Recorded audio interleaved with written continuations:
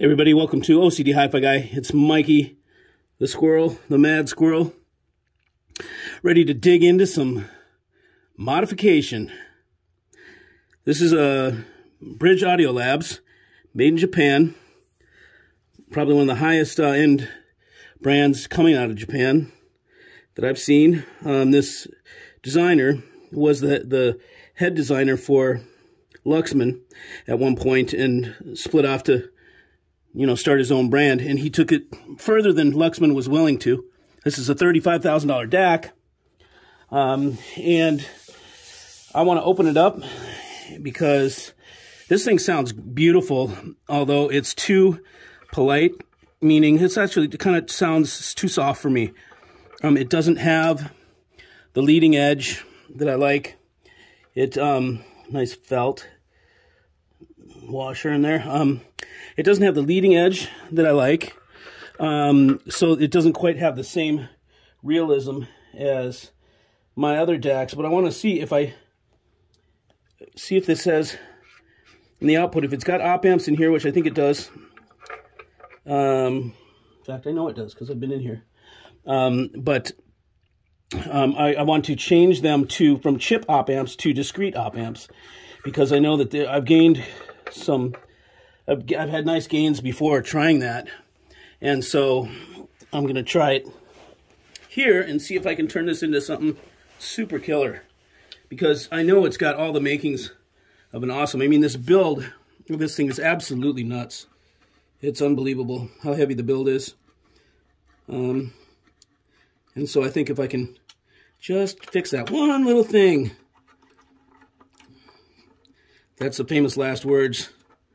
If I can just fix that one little thing, next thing you know, you fixed it so good it doesn't work. So, take this lid off. Some pretty cool, interesting, things I just took off before. They're not on the bottom of their feet, but on the top, well, I guess there's a preamp. I mean, I don't know if the preamp matches this exact footprint, but maybe those are made so that you can set the preamp on top of this thing, stack it. It's a pretty heavy-duty build, I'll tell you that much. This thing's heavy as crap. It's like, I don't know, 45 pounds or something.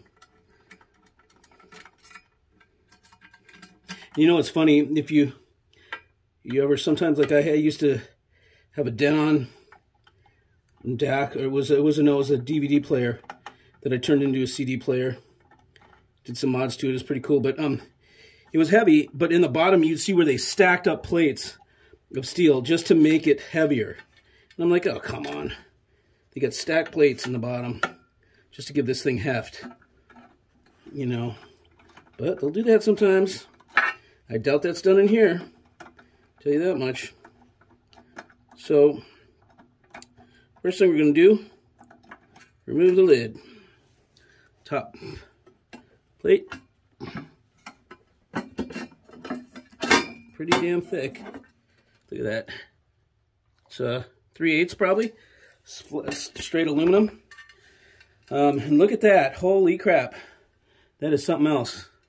That is a Faraday shield. So it completely encases the DAC portion from the power supply, which is out here. This is the toroid. Dang. The transformer is completely encapsulated in steel.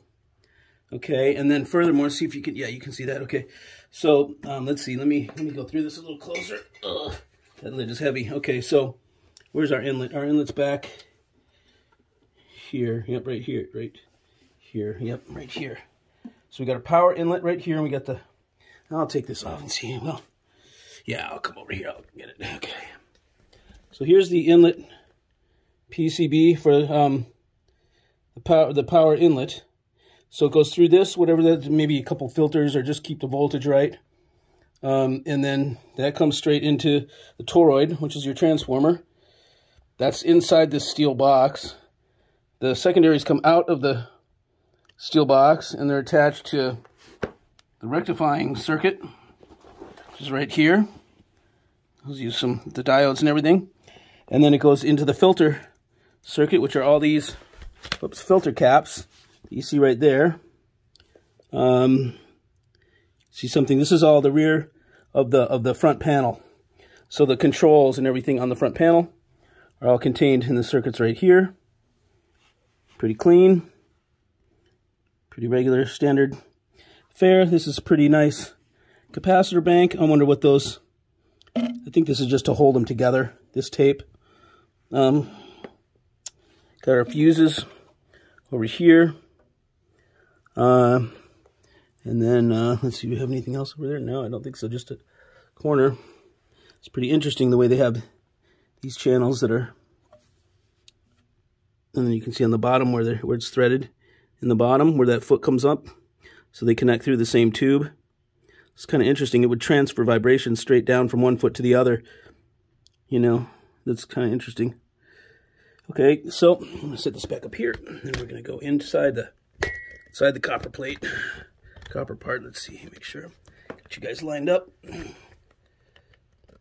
Okay, now, let's see this thing now, I think. Standoff, there's a standoff. There's a standoff. Standoff, standoff. Standoff, standoff. Because some of these, you can see how the screws are different. Some of these are probably going to connect to inner walls. He probably has this sectioned off. And it's signed right here. 12/7/21. So that must be 2012. 7/21/2012. I think that's how they do it. F. Ohashi. So, let's see. I'll grab a screwdriver number 1. It looks like, yeah, go here.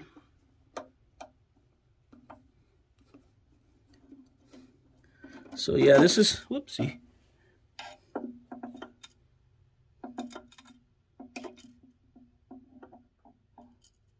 Well, it's not magnetic.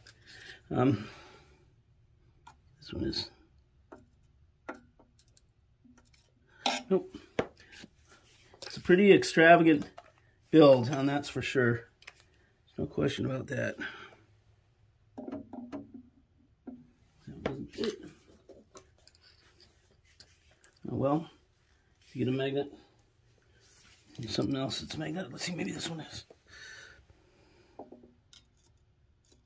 Oh no, and I'll bet you these screws are stainless steel. Kind of, they're not. I'm not getting any magnetic response off them at all.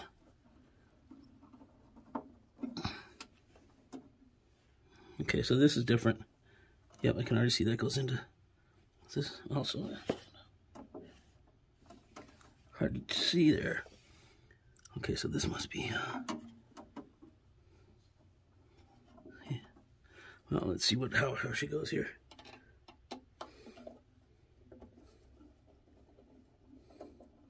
So this shield here, this copper plate, will catch RF, shield the board from any spurious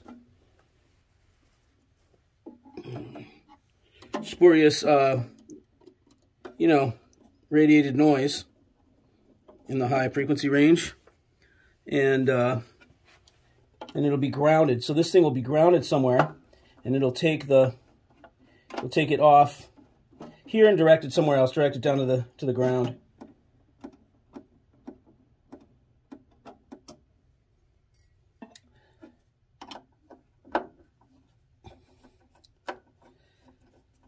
So, let's see. Oh, got it. Okay. Let's see. I'm trying to remember how this thing went. This doesn't seem like the right one, though.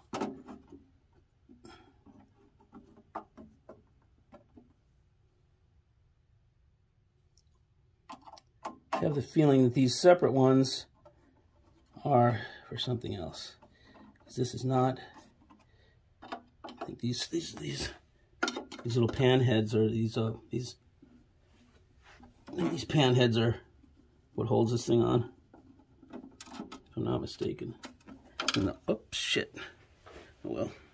Get that bastard. Okay, so I think if I take all the pan heads off and leave the other ones in, that I'll keep the the walls.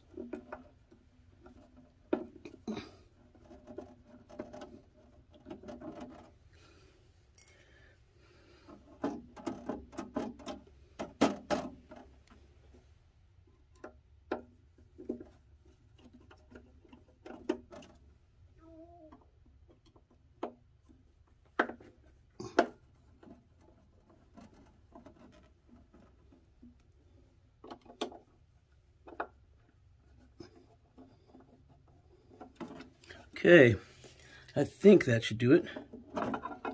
Yep. Is it taping on the other side? Oh yeah, it is, okay.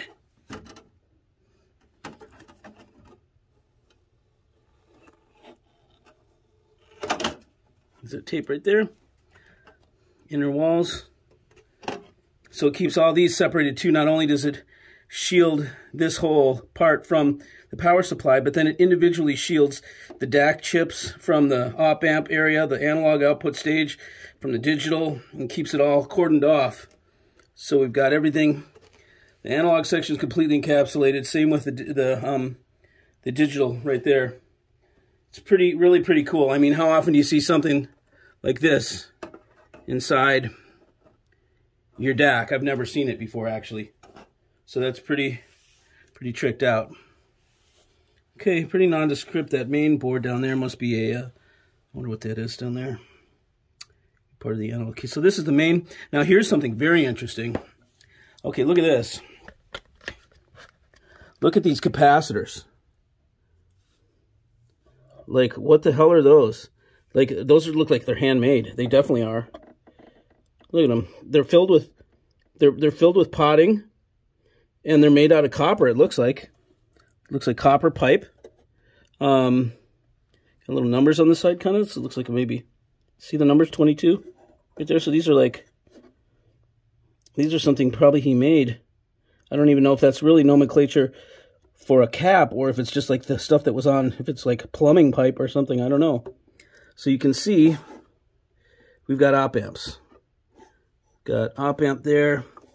Pretty big circuit surrounding that op amp. I mean, that's a lot of stuff. It's probably getting a killer power supply. Nice filtering. But it's still an op amp. So I'm going to want to change this, that. Okay. And that's going to be the job now. What I have to do is, let's see, look, I'm guessing because, let me put this back down here. Okay. See if it looks better like this. No, not so much. Oops. Okay, so I'm guessing because these are 1, 2, 3, 4, 5, doesn't make sense. 1, 2, wait, see, what is this? FPK N8. Oh, interesting, man. Look at this. Whatever they have right there, that goes down under the board. So that must be, that's the output normally from this op amp. There's 3, look at these 3. Can you see those 3 gold like screws? It must hold like a transistor on the other side, like a power transistor or something. I'm tempted to pull that board out. I have to pull the board out anyways. I wish I didn't. If it had the normal, like normally they'll use little sockets, you know, where you can drop those op amps in and you can just plug them and unplug them and stuff. But these are soldered into the board. So that means normally I could just pull it up and put another one in. Now I've got to pull this whole board up, flip it over, desolder all the legs on here, pull that out without messing shit up, and then put the new ones in. And we've got very little space in here to put a discrete piece. I have to look again and measure that. Okay, so at least we're as far as we can get now. I can't really take it any further because my next job is to find the op amp package that's going to fit in there. I know somebody that makes them who can custom, you know, set it up however, whatever works best for the install. he'll know how to make it the most stealthy. He can put them straight up so they go up high, or so they go wide, or so they go flat, or so they go on their end. You know, many different ways to do that. Now, let me see if I got a magnifier glass, see what kind of chips these are. These are like they're a Burr Brown, maybe? Oh, Fairchild or something like this. What is that? Oh, here we go. AKM. It's an AKM. Let's see, AKM. Hard to see the... I have to use my phone to get in closer. And we got 2 crystal oscillators. Those are pretty good. Those are like TCXOs, I guess. Not bad. We could put better ones, but I don't think I want to mess with this at all. Like that kind of. It's a 24 and a 22.57, 24. Interesting. I'm still very interested about these little connectors. I've never seen those, and I wonder what they have. Maybe you know what that is. Maybe I'll bet you this is like a this takes it from this board down to this board. It's like a little. It's a bridge type configuration. That holds the mezzanine, connects it to a board underneath it. So if I went like, well, I don't want to pull that one out yet. Interesting. They've got little tantalum caps bypassing the chip, like the surface mount piece. Capacitors, that's an interesting deal. And wow, they're really piled up over here too on this one. And that's the input. So the digital inputs. Interesting. So let's see if I can, with the camera here, if I can get any close up on these and really see what the numbers are. Let's see. First, let's go to the AKM. Let's see, where's that puppy? It's right there. Let's see. There it is. AKM AK412. Okay, let's see. AK4127 VF. That's what it looks like. You guys see that? And then I don't know what these are here. Some sort of integrated circuit that is, looks like a is that a Fairchild? That looks like an F or, okay, so that's a, see, it's up, oh, they're both that way. Okay, so 083IH74AC04 781889. I can look those up, see what they are. And then these are those little things that I'm talking about. Like, look at that. I've never seen those before. I think those have little pins that go down to the other board. It's like a little bridge thing. These are little resistor array. Here's our clocks, oscillators. Probably high quality ones, 24.22. You can see those. Here's, what does he do? Oh, that's weird. Is the value still in there? Yeah, not really.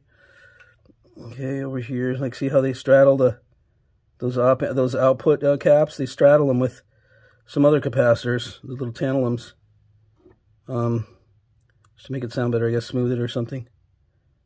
These are digital inputs. You can see these guys stacked up there, piggybacked on there. And over here, let's see if I can get a closer view of these electrolytic type cap. Here they are. Those things are wicked, man. If anybody knows what those are, let me know, because I'm not familiar with those, but they look like they're hand poured. You know, with them, look like they're pretty well done. Now I wonder what those are, man. Very interesting. I've not seen those before either. They definitely look custom handmade. Nice resistors, clean solder job. You know, here's the op amp again. See what we got, and we'll know if they're singles or doubles. Hopefully it's a single. OPA 20. What's a double if it's a 22? 2604A. Is that what OPA 2604A? 2604. So that's a dual op amp. See if I can see it better over here. Oops. Where am I? Here we go. Per brown.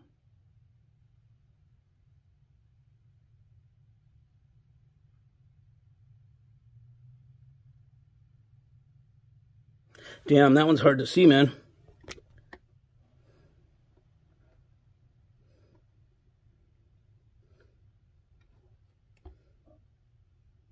Sometimes you have to get it at weird angles. Get it better.